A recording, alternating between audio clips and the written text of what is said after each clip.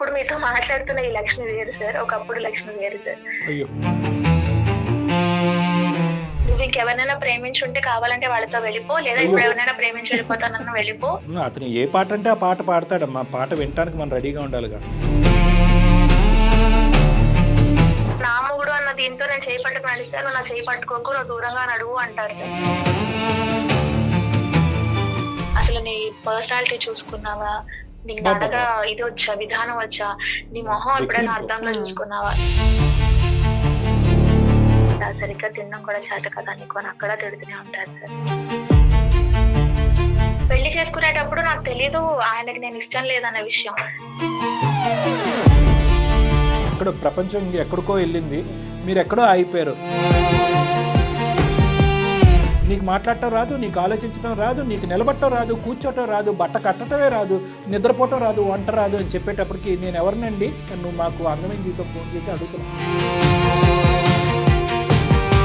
కొంతకాలం పోతే ఏమండి నేను మనిషిగా పనికిరానా అండి అని అడిగినా కూడా మేము ఆశ్చర్యపడక.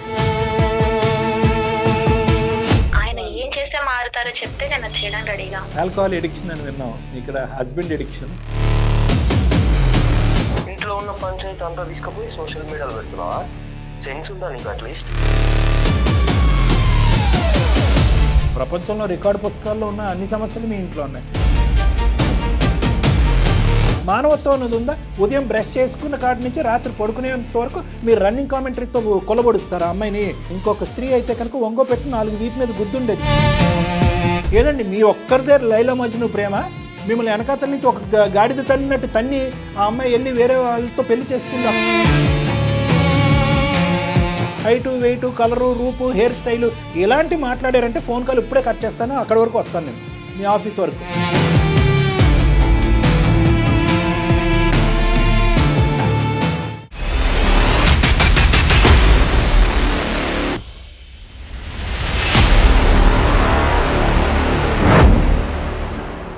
అందం, ఆరోగ్యం, ఆత్మవిశ్వాసం అనూస్తో సాధ్యం. ట్రాన్స్ఫర్మేషన్ సర్వీసెస్ పైన flat 50% discount. Anoos since 1982. Anoos skin and hair clinic సమర్పించు అందమైన జీవితం కార్యక్రమానికి స్వాగతం.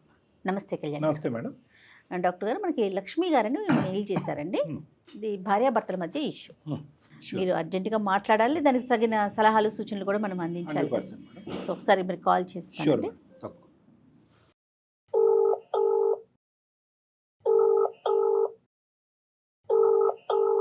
హలో, నమస్తే అండి. లక్ష్మి గారా మాట్లాడేది? అవునండి, మీరు? నేను జయానండి, సుమన్ టీవీ అందమైన జీవితం ప్రోగ్రామ్ నుంచి కాల్ చేస్తా ఉన్నాను. నమస్తే ma'am, thank you so much. నా మెయిల్ చూసి మీరు ఫోన్ చేసినందుకు నమస్తే అండి. నమస్తే నమస్తే. నాతో పాటు డాక్టర్ కళ్యాణ్ చక్రవర్తి గారు ఉన్నారు, మాట్లాడండి. లక్ష్మి గారు నమస్తే అండి. సార్ నమస్తే సార్. నా పేరు లక్ష్మి సార్. నా వయసు 26 సంవత్సరాలు. నేను ఒక విలేజ్ అమ్మాయిని సార్. నాకు మా అమ్మ నాన్నతో పాటు ఒక చెల్లి ఉన్నారు సార్. నాకు 2 సంవత్సరాల క్రితం పెళ్ళైంది సార్. 2 years బ్యాక్ మ్యారేజ్ అయింది. అవును సార్. నేను డిగ్రీ చదివాను సార్. అది కూడా 4 సార్లు అంటే సప్లీలు రాసి పాస్ అయ్యాను అనమాట. సో గట్టిగా మాట్లాడితే చదువు కూడా పూర్తిగా రానమ్మాయిని సార్ నేను. పెరిగిందంతా పల్లెటూరు వాతావరణమే సార్. నాకు ఫైనల్ గా డిగ్రీ కంప్లీట్ అయిందమ్మా? డిగ్రీ అయితే కంప్లీట్ అయింది. సంతోషం. నాకు ఈ పట్నం గురించి ఏం తెలియదు, పెద్దగా హైదరాబాద్ లో ఇక్కడ ఎలా ఉంటారు ఏం తెలియదు సార్. మా వారి పేరు ప్రదీప్ సార్. ప్రదీప్ ఇక్కడ హైదరాబాద్ లో ఆయన సాఫ్ట్వేర్ ఎంప్లాయ్ గా పనిచేస్తాం. అంటే ఒక విషయం చెప్పాలి అంటే ఇప్పుడు మీతో మాట్లాడుతున్న ఈ లక్ష్మి వేరు సార్. ఒకప్పుడు లక్ష్మి వేరు సార్. నేను మా ఆయన కోసం చాలా మారాను సార్. అంటే నాకు కమ్యూనికేషన్ స్కిల్స్ లేవని చెప్పి ఆయన నన్ను మాట్లాడని చెప్పి నేను ఇంగ్లీష్ నేర్చుకున్నాను సార్.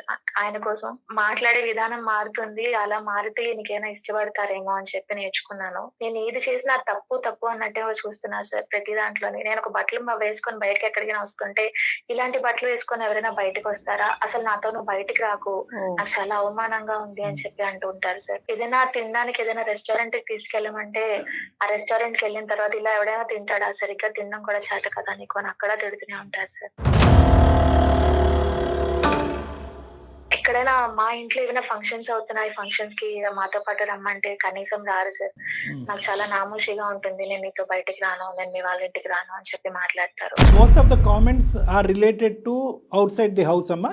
ఇంట్లో వంట, ఇంట్లో రెడీ అయ్యే విధానం, ఇంట్లో చక్కదిద్దుకునేటటువంటి విధానం కామెంట్ లేదు. బయటకు వెళ్ళినప్పుడు హోటల్కి లేదు వెళ్ళినప్పుడు సార్, ఉంది సార్, ఉంది సార్, ఇంట్లో అది కూడా కూడా ఉంది. ఇంట్లో కూడా ఏదైనా ఆయన కోసం ఇష్టంగా వంట చేసి పెడితే ఇది బాగలేదు అది బాగలేదు అని ఏదో ఒకటి మాట్లాడుతూనే ఉంటారు సార్.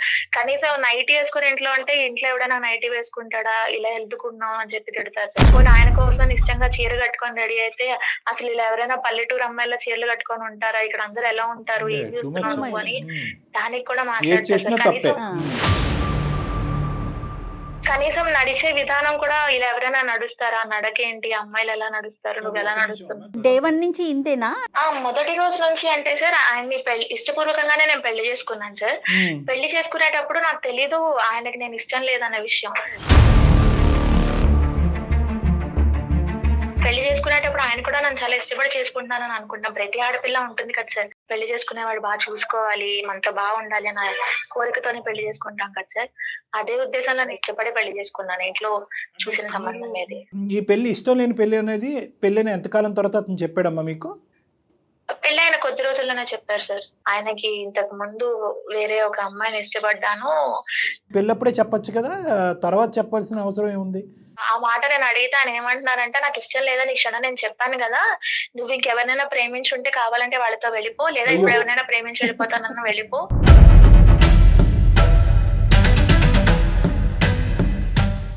నీ జీవితం నువ్వు చూసుకో, నాకైతే నువ్వు వద్దు, నన్ను వదిలేసి వెళ్ళిపో, నువ్వు నాతో ఎంత కాలం ఉన్నా సరే నేను ఇలాగే ఉంటాను, నాలో అయితే ఎటువంటి మార్పు రాదు అని చెప్పి ఆయన మాట్లాడారు సార్. ఆ మాటలు విని చాలా బాధ వేసి, సరే ఆయన కోరుకున్న అమ్మాయి ఆయన జీవితంలో లేదని ఇప్పుడు ఆయన నాతో ఇలా ఉంటున్నారు కదా, ఆయనకి నచ్చినట్టుగా నేను మారితే ఆయన నన్ను బాగా చూసుకుంటారేమో అన్న ఉద్దేశంలో ఆయన కోసం నేను ప్రతిదీ మారాను సార్. మారటానికి ఆకాశమే హద్దేమో కదా, అంటే ఎంత మారితే కనుక అతను సాటిస్ఫై అవుతాడు? 10 అంశాల్లో మారితే ఇంకో 10 అంశాల్లో సృష్టించబడుతుంది. ఈ 10 అంశాల్లో చూపెట్టేటటువంటి మార్పు అయితే కనుక మీరు చూపెట్టగలుగుతున్నారు, కానీ అతను కడుపు అయితే నింపలేకపోతున్నారు. ఆ 10 అంశాల్లో కూడా మళ్ళీ ఇంకో లోటు కనిపిస్తుంది కదమ్మా. అసలు ఒక వ్యక్తి ఇంకొక వ్యక్తిగా ఎలా మారగలుగుతాం? ఎవరికి వాళ్ళని కదా కళ్యాణి గారు. అందులో ఏంటంటే మేడం, ఓపెన్ స్టేట్మెంట్ ఆ అమ్మాయి ముందే చెప్పేశాడు, అంటే నాకు ఇష్టం లేదు, ఇష్టం లేని పెళ్లి. ఇష్టం లేనటువంటి పెళ్లిలో ఈ అమ్మాయి జీవితాన్ని ఎందుకు నాశనం చేయాలి? ఇప్పుడు అతను అడిగాడు అనుకోండి, ఫర్ ఎగ్జాంపుల్, నేను ప్రేమించినటువంటి అమ్మాయి XYZ విధంగా ఉండేది, నువ్వు కూడా XYZ విధంగా మారు అని ఒక విధంగా డిఫైన్ చేస్తే కొద్ది గొప్ప అర్థం ట్రై చేయొచ్చు. ఇది మహాసముద్రంలో ఆ అమ్మాయి ఇలా ఉండేది అనేటటువంటి మాట అతను అడగలేదు, అలా మారు అని ఈ అమ్మాయికి చెప్పలేదు. ఈ అమ్మాయి మారినా కూడా అతను కడుపు నిండట్లేదు. రన్నింగ్ కామెంటరీ అంటాం, క్రికెట్ లో కామెంటరీ వింటాం, కానీ ఇక్కడ లైవ్ కామెంటరీ. చెప్పమ్మా. అసలు అంటే నిజంగా మీకు విషయం చెప్పాలి అంటే, మాకు పెళ్ళై 2 సంవత్సరాలైనా ఈ రోజుకి మేము ఒకే ఇంట్లో కలిసే ఉంటాం, కానీ ఎవరి గదుల్లో వాళ్ళు పడుకుంటాం. అంటే దానికి కారణం ఏంటమ్మా? అంటే అతను మొదటి నుంచి ఆ కండిషన్ పెట్టాడా? ఆ కండిషన్ ఇప్పటి వరకు నడుస్తుందా? ఇప్పటికీ అలాగే ఉన్నాను సార్. ఇప్పటికీ ఆయనకి నేను ఇష్టం లేదు, ఈ రోజుకి ఆయన మాట్లాడుతూనే ఉంటారు. కనీసం నాకు జ్వరం వచ్చింది, ఒంట్లో బాగలేదు అన్నా సరే అయ్యో తిన్నావా అని అడిగిన మనిషి కాదు సార్ ఆయన. నాకు బాధ ఏంటి అంటే, ఆయన చాలా మంచివారు సార్. ఏ విధంగా మంచోడమ్మా? ఆయనకి సిగరెట్ అలవాటు గానీ, మందు అలవాటు గానీ, హ్యాబిట్స్ లేవంటారు. మంచితనం అంటే అదేనండి. మంచితనం అంటే మీ నిర్వచనం ఏంటంటే అలవాట్లు లేకపోవడం. మీకు ఎలా ఉన్నా పర్వాలేదా? నరకం కదమ్మా, మిమ్మల్ని జైల్లో పెట్టినట్టేగా ఇది. మరి వాళ్ళ పేరెంట్స్ కానీ మీ పేరెంట్స్ కానీ ఎవరికైనా ఈ విషయం తెలుసా అండి?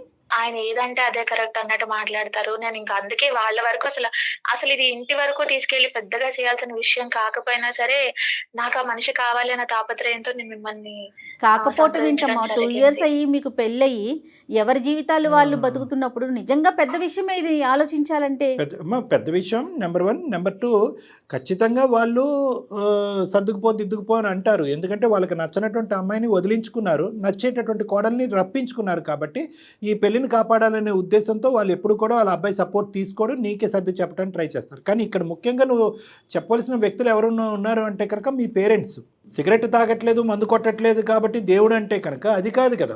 ఇంట్లో 4 గోళ్ల మధ్యన ఆ బెడ్రూమ్లో ఎలా వ్యవహరిస్తున్నాడు అనేటటువంటి సంఘటన నువ్వు మనసు విప్పి మీ కుటుంబ సభ్యులకి మీరు చెప్పకపోతే ఎలా అర్థమవుతుందమ్మా? మీరు చెప్పారా మీ పేరెంట్స్కి? అలా కాదు సార్, మీకు తెలియంది ఏముంది, ఇప్పుడు మాది పల్లెటూరు అని చెప్పాను కదా అయ్యో సార్. అలా మా ఉండదమ్మా. ఊరి వాతావరణంలో ఏదైనా సరే కొట్టినా తిట్టినా మొగుడు దగ్గర ఆడది ఉండాలి అంటారు గానీ పుట్టింటికి రావాలని ఏ అయ్యో. తల్లిదండ్రులు కోరుకోరు సార్. లేదమ్మా, మాది మీరు ఎక్కడో అలాంటి ఫ్యామిలీ ఆగిపోయారమ్మా. సార్. మీరు ఎక్కడో ప్రపంచం ఎక్కడికో వెళ్ళింది, మీరు ఎక్కడో ఆగిపోయారు.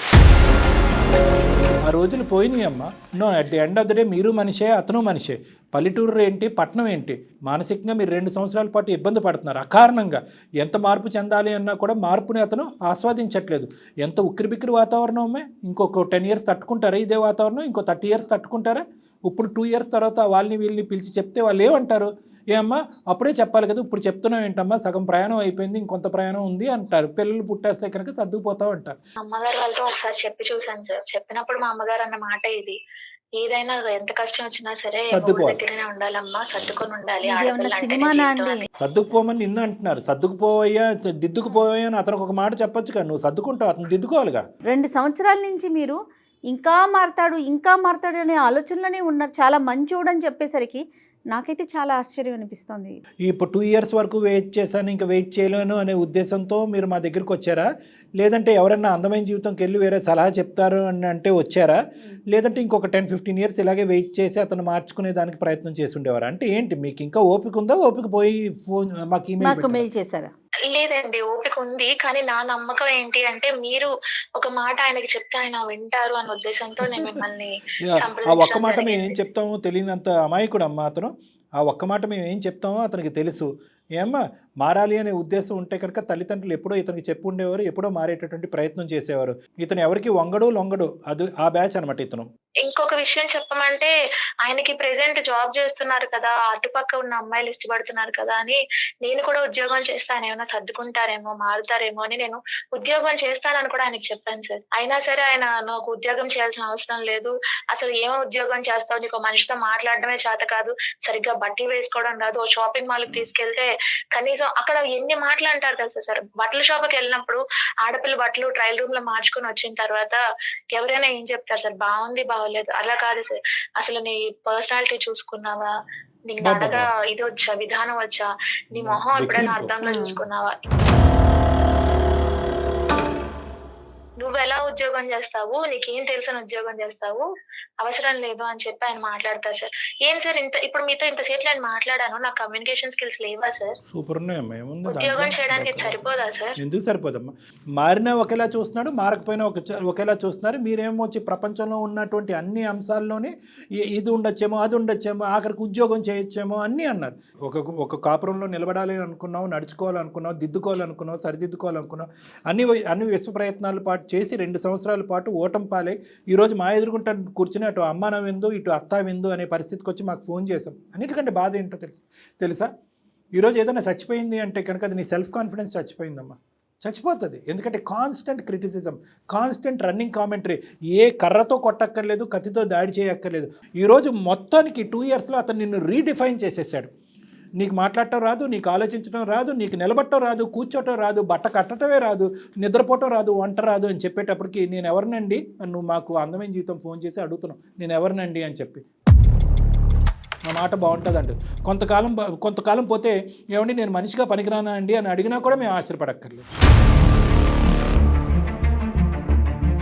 సో దేనికైనా ఒక అదుపు అనేది ఉంటుందమ్మా. బయటపడటానికి కొంత వ్యవధి ఉంటుంది. మీ గురించి మీకు తెలీదా? ఒక వ్యక్తి ఇంత అధ్వానంగా వర్ణిస్తూ ఉంటే పోరా, నువ్వు మనిషికి ఇచ్చే విలువ ఇదేనా, నీది ఒక బ్రతికేనా అని చెప్పి మీరు వాకౌట్ చేయాలి కదా. సిగరెట్ కాల్చడండి, మందు కొట్టాడు కాబట్టి ఇతనితో పాటు ఉంటానంటే అదేనా జీవితం? అవన్నీ నాకు తెలియదండి. ఇది కాకుండా ఇంకేమైనా దాచిపెడుతున్నారా? ఇంకేమైనా కీలకమైనటువంటి అంశం ఏదైనా దాచిపెట్టి మాట్లాడుతున్నారా? లేదండి, ఇంకేం దాచట్లేదు. రైట్. అతనికి ఏమైనా అతని ఎక్స్ గర్ల్ ఫ్రెండ్ ఏమైనా కమ్యూనికేషన్ ఉందా ఇప్పటికీ కూడా? ఇప్పుడేం లేదండి. ఆయన నాకు చెప్పిన మాట ఏంటి అంటే, పెళ్లికి ముందర ఆయన ఒక అమ్మాయిని ప్రేమించారంట. అయితే ఆ ప్రేమించిన అమ్మాయి ఆయన వదిలేసి వెళ్ళిపోయింది, వేరే అబ్బాయిని పెళ్లి చేసుకొని వెళ్ళిపోయింది. వదిలేకి ఏం చేస్తుంది? తర్వాత ఈయనకి ఒక 20-30 సంబంధాలు వస్తే ఫైనల్ గా నన్ను పెళ్లి చేసుకున్నారు మా ఆయన. 20-30 తర్వాత నువ్వు 31 అమ్మా? అవునండి. ఆ 20-30 నన్ను ఎందుకు పెళ్లి పోయినాయి అడగాలి కదమ్మా మీరు. ఆ 20-30 వాళ్ళు ఎంతో కొంత ఎంక్వైరీ చేసి ఉంటారు. చేసుకోను అన్నా సరే వాళ్ళ ఇంట్లో వాళ్ళు ఇంకా బలవంతంగా సంబంధాలు చూస్తూ ఉంటే, నేను నిన్ను తప్పక చేసుకున్నాను, కర్మకాలు చేసుకున్నాను గానీ నువ్వేదో ఇష్టపడి ప్రేమించో నేను నిన్ను చేసుకోలేదు, నువ్వు పెద్ద అందగత్తెవని నేను నిన్ను చేసుకోలేదని ఆ మాటలు కూడా అన్నారండి అమ్మ నాకు. కాదమ్మా, 20-30 సంబంధాలు అంతకు ముందు చూసినవి ఇతను కొట్టిపారేసిన సంబంధాలా, వాళ్ళు చీకొట్టిపోయిన సంబంధాలా? లేదు, మా ఆయన గారికి ఇష్టం ఓ, లేకుండా ఇతను డిలీట్ వచ్చిన చేశాడా? ఓ, సంబంధాలండి. అవునండి. పేరెంట్స్ తో కానీ బయట వాళ్ళతో కానీ తన కలీగ్స్ తో కానీ ఎట్లా ఉంటాడు ఇతను ఆఫీసులో కానీ? బయట అందరితో చాలా బాగుంటారండి. నిజం చెప్పాలి అంటే చుట్టుపక్కల అమ్మాయిలతో ఎక్కువ మాట్లాడడం నేను చూడలేదు కానీ మగవాళ్ళందరితో కొలీగ్స్ తో చాలా బాగా నవ్వుతూ మాట్లాడతారు, సరదాగా ఉంటారు. నా దగ్గర మాత్రం ఒక్కసారి కూడా కనీసం నవ్వుతూ పలకరించడం కూడా నేను ఈ రోజు వరకు అతని జీవితం సారీ అమ్మా, అతని జీవితం ఎక్కడో అయిపోయింది. పెళ్ళైన తర్వాత నీ జీవితం నువ్వు మొదలైందని అనుకున్నావు, అతని జీవితం అక్కడే అయిపోయింది. నా కోరిక ఏంటి అంటే సార్, ఆయన నన్నుగా చూసి నన్ను ఇష్టపడాలని నేను కోరుకుంటున్నాను సార్. ఆయన కోసం ఎంతో మారడానికి నేను ప్రయత్నించాను, ఎన్నో చేశాను కానీ ఆయన ఈ రోజుకి నన్ను యాక్సెప్ట్ చేయట్లేదు. ఆయన జీవితంలో నన్ను ఒక భాగంగా తీసుకోవట్లేదు. ఎక్కువ మాట్లాడితే నువ్వు నా జీవితం నుంచి వెళ్ళిపో, నువ్వు ఎవరినైనా నచ్చితే పెళ్లి చేసుకో. పెళ్ళైన ఆడపిల్ల బయటికి వెళ్ళిపోయి ఇంకెవరైనా పెళ్లి చేసుకుంటే ఎలా చేసుకుంటుంది సార్? అతను ఏ పాట అంటే ఆ పాట పాడతాడమ్మా, పాట వినటానికి మనం రెడీగా ఉండాలిగా. సరేనండి, మీరు అందమైన జీవితానికి మెయిల్ చేయడానికి రీజన్ ఏంటి? నాకు ఆయన కావాలి మేడం. ఆయన్ని మీరు మార్చి నన్ను అర్థం చేసుకొని ఆయన పెళ్ళంగా స్వీకరిస్తే నాకు అదే చాలు. ఎంతవరకు అంటే అందమైన జీవితం నేను కానీ జయ మేడం కానీ మా వంతు విశ్వ ప్రయత్నం ప్రతి కేసులో చేస్తామా, అందులో ఎటువంటి డోకా లేదు. కానీ ఈరోజు ఇటువంటి భిన్నమైనటువంటి వ్యక్తిత్వం ఉండేటటువంటి వాళ్ళు ఒక చచ్చిపోయినటువంటి ప్రేమని, ఒక ప్రేమ చచ్చిపోయింది కాబట్టి ఇంకా జీవితంలో వచ్చే అన్ని ప్రేమల్ని కాలదనుకునేటటువంటి వాళ్ళు ఎంతవరకు మారుతారనేది నెంబర్ 1. నెంబర్ 2 ఏంటంటే ఆ గత స్మృతుల్లో జీవితాంతం ఉండేటటువంటి కనిపించేటటువంటి వాళ్ళలో కనిపించాలి. కనిపించకపోతే కనుక వాళ్ళతో శాడిస్ట్గా అతనిది ఏమంటున్నాడు, నేను మొదట ప్రేమించినటువంటి అమ్మాయి అంటాడు. అంటే అతని ఉద్దేశం ఏంటంటే ఆ మొదటి ప్రేమకు నిర్వచనం, ప్రేమకు సంబంధించినటువంటి అన్ని గుడ్ క్వాలిటీస్ అందులోనే. మరి ఇప్పుడు ప్రేమిస్తూ అతను వెనకతలు వచ్చే వాళ్ళందరితో రాక్షసత్వం చూపెడుతున్నాడు కదా, అలాంటి వ్యక్తులు ఎంతవరకు మారుతారు? నన్ను ఈ రోజు వరకు ఆయన చెయ్యెత్తి కొట్టింది కానీ నీ నిర్వచనం అమ్మా, నేను ఇందాక చాలా చక్కగా డిఫైన్ చేశాను. మానసిక ప్రశాంతత లేకపోవటం వల్ల నీ వ్యక్తిత్వాన్ని చంపేసుకుని, సెల్ఫ్ కాన్ఫిడెన్స్ చంపేసుకుని, నేను ఎలా ఉన్నానండి, నేను మనిషినేనా అనేటటువంటి పరిస్థితికి నిన్ను తీసుకొచ్చాడంటే, నీ మీద చూపెట్టినటువంటి చెయ్యెత్తకుండా, మందు కొట్టకుండా, సిగరెట్ తాగకుండా, నిన్ను చూపెట్టేటటువంటి 2 సంవత్సరాల పాటు శారీరకమైన కలయిక లేకుండా, నిన్ను తాకకుండా, నిన్ను ముట్టుకోకుండా ఉండేటటువంటి వాతావరణాన్ని నేనైతే రాక్షసత్వం అంటానమ్మా. నువ్వు అన్నా అనకపోయినా నేనైతే అదే అంటా. నీ జీవితం యొక్క గమ్యం వైపు నడుచుకుని వెళ్ళటం ఒకటి ఇంపార్టెంట్. జీవితాంతం నా ఫుల్ టైం జాబ్, నా భర్త గురించి నేను మారటం ఒకటే అనే పిచ్చితనంలోంచి నువ్వు బయటకు రావాలి అనేది కూడా నేను చెప్తున్నాను. అతనితో మాట్లాడు. అతన్ని 210% మార్చడానికి ట్రై చేస్తాను. ఒకప్పుడు అతను మారకపోతే కనుక మీరు మారుతారా అనే ప్రశ్న నేను ముందస్తు మీకు అడగటం జరుగుతుంది. ఇక్కడ ఈగో గానీ, నా సెల్ఫ్ రెస్పెక్ట్ గానీ నాకు అవేమీ అవసరం లేదు. నాకు మా ఆయన నాతో ఉండడమే కావాలి సార్. ఆయన కోసం నేను ఏమైనా చేస్తాను. ఆయన ఏం చేస్తే మారుతారో చెప్తే నేను అది చేయడానికి రెడీగా ఉన్నాను. ఆల్కహాల్ ఎడిక్షన్ అని విన్నాం, ఇక్కడ హస్బెండ్ ఎడిక్షన్.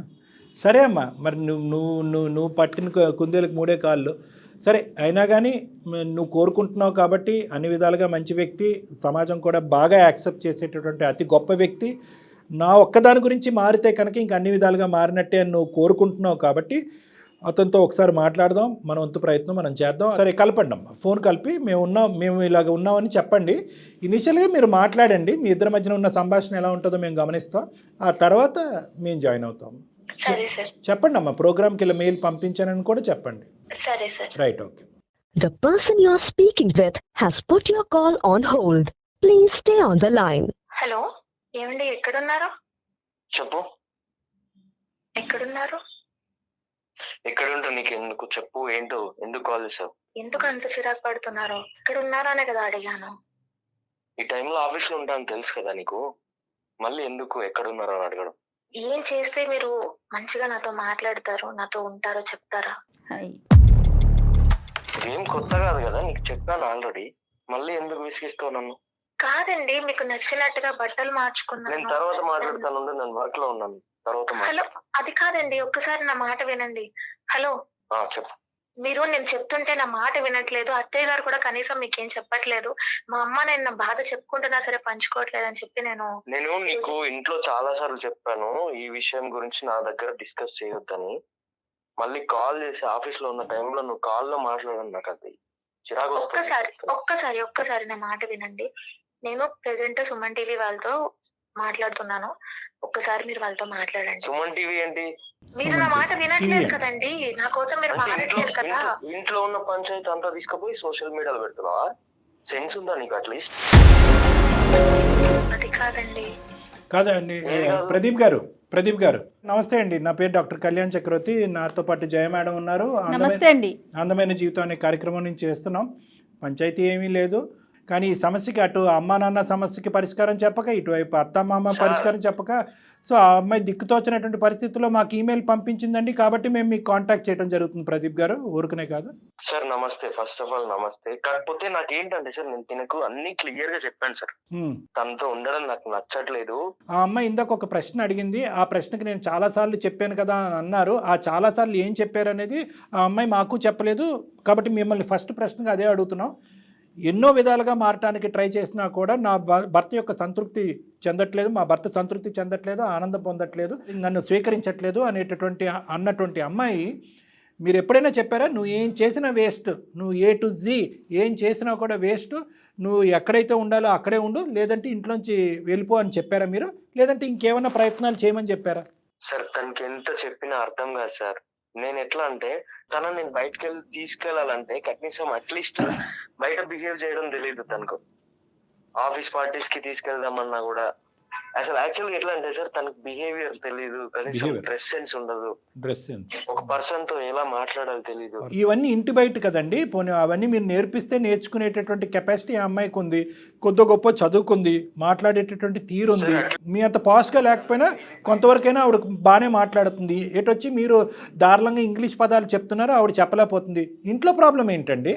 సార్ అట్లీస్ట్ వంట కూడా సరిగా చేయదు సార్. ఓయో, ప్రపంచంలో రికార్డు పుస్తకాల్లో ఉన్న అన్ని సమస్యలు మీ ఇంట్లో ఉన్నాయి. తన మైండ్ సెట్ కి నాకు అస్సలు సెట్ అవ్వట్లేదా? లేదంటే మీరు సెట్ చేసుకోవట్లేదా? మీరు ఇష్టం లేనటువంటి పెళ్లి చేసుకోవటం వల్ల అప్పుడే మీరు ఫిక్స్ అయ్యి ఇంకా ఎలాగా పనికిరాని ప్రయాణం కాబట్టి అని చెప్పి ఏ 6 నెలలకో ఈ అమ్మాయి తట్టబుట్ట సర్దుకుని వెళ్ళిపోద్దని మీరు అనుకున్నారు. కానీ ఆ అమ్మాయి ఏమో వచ్చి జగముండిలాగా అక్కడే కూర్చుని ఏదో మారటానికి చేసి ఆ అమ్మాయి పిచ్చిది అయిపోతుంది కదా అండి. ఆల్రెడీ నేను ఇమాజిన్ చేసుకున్న అమ్మాయి క్వాలిటీస్ వేరు సార్. దీనికి అసలు ఒక్క క్వాలిటీ ఒకసారి విందాం. ఏంటండి ఇమాజిన్ చేసుకున్న అమ్మాయి క్వాలిటీస్ ఏంటి ఒక్కసారి చెప్తారండి మాకు కూడాను? ఫస్ట్ హైట్ నుంచి వెయిట్ నుంచి మొదలు పెట్టండి. అయ్యో నాలో అసలు ఇష్టం లేనిదండి ఆయనకి. ఉండమ్మా, నా హైట్ నచ్చదు. నేను అమ్మాయిని పెళ్లి చేసుకుందాం అనుకున్నాను సార్ ఫస్ట్, ఒక అమ్మాయిని.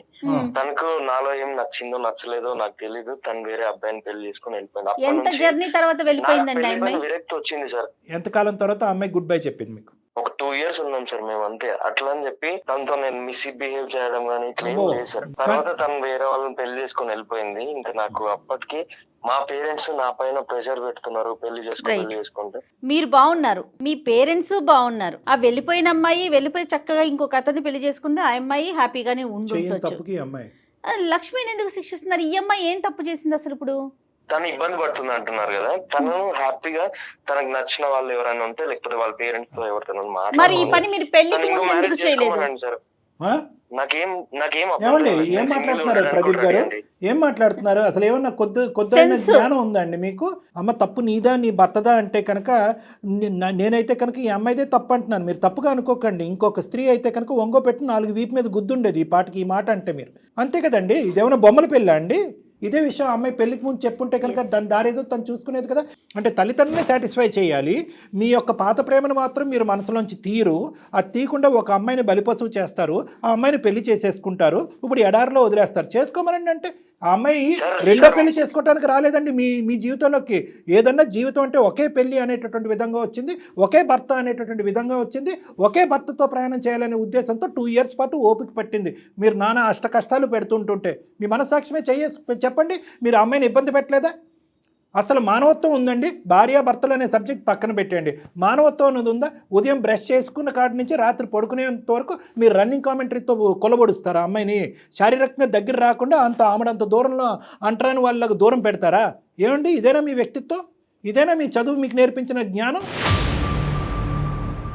తనకి ఇబ్బంది అనిపిస్తే తన ఫ్రీడమ్ తనకు ఉండేలాగా ఏం ఫ్రీడమ్ అండి, గడుగుడ్డు ఫ్రీడమ్. మరి తెలివితేటలు పెళ్లికి ముందు ఏం చేశారండి? నోటికొచ్చినట్టు మాట్లాడతారు. పెళ్లి చేసేసుకున్నాక తన ఇష్టం తంది, నా ఇష్టం నాదేంటి? ఆ మాట మరి ముందే చెప్పాల్సింది. లక్ష్మిని ఎందుకు పెళ్లి చేసుకున్నారు మీరు?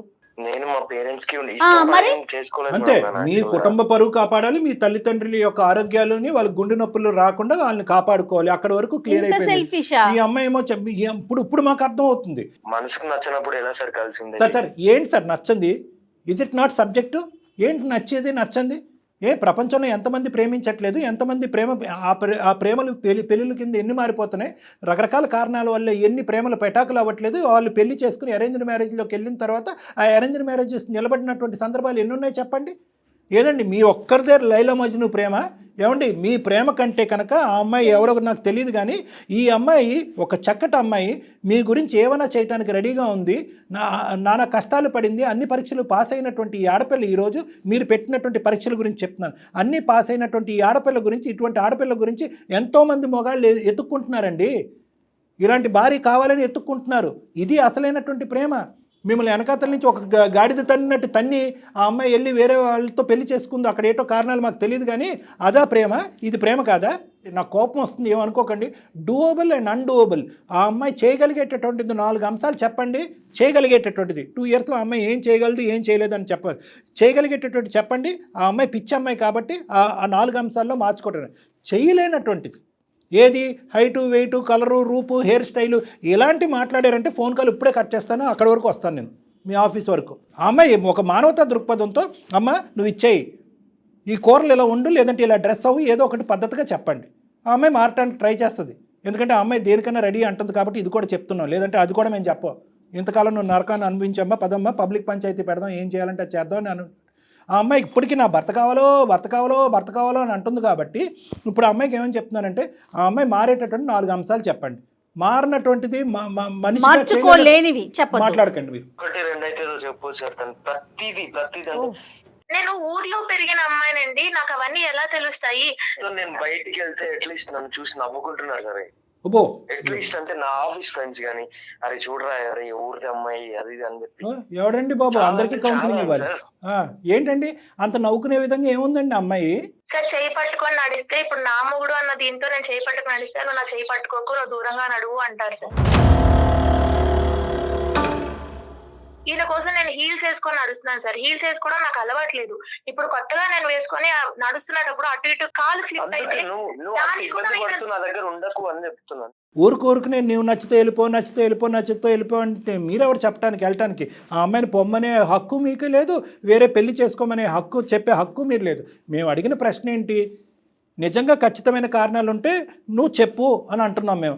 నేను ఒక లైఫ్ లో ఒక అమ్మాయిని అనుకున్నాను సార్. తను నా లైఫ్ లో అది మెయిన్ రీజన్ చెప్పండి. నేను హ్యాపీగా ఉండలేకపోతున్నాను సార్. సో నేను అనుకున్న అమ్మాయి ఎట్లాగో నాకు రాలేకపోయింది.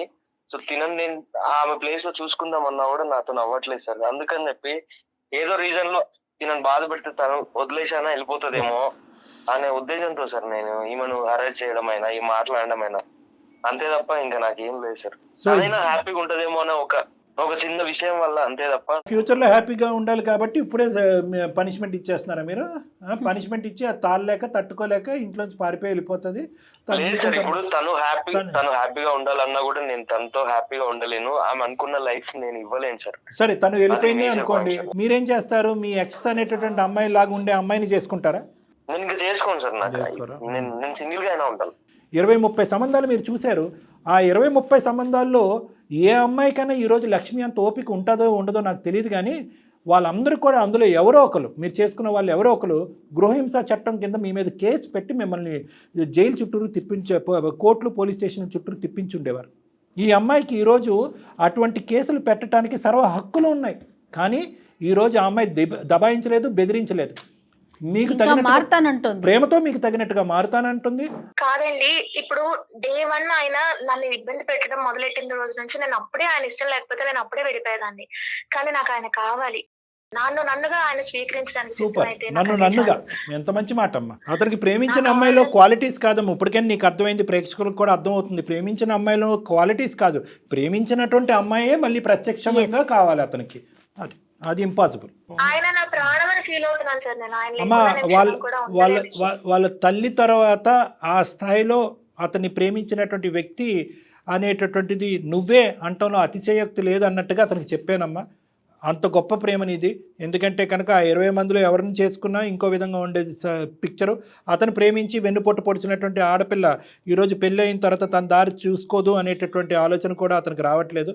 ఫైనల్గా ఏం చెప్తారో ప్రదీప్, నేను చెప్పాల్సింది నేను చెప్పాను, ఆ అమ్మాయి చెప్పాల్సింది ఆ అమ్మాయి చెప్పారు, మేడం చెప్పారు, ఏం కావాలి? ఒక్కసారి మనం సార్ దగ్గర కౌన్సిలింగ్ కి వెళ్దామండి. మీరు Okay. ఒక్కసారి నా మాట రైట్, ఫైన్, వినండి. అలాగైనా పర్లేదు, నో ప్రాబ్లం. రైట్ అండి. ప్రదీప్ ఏం చెప్తాడో విందాం.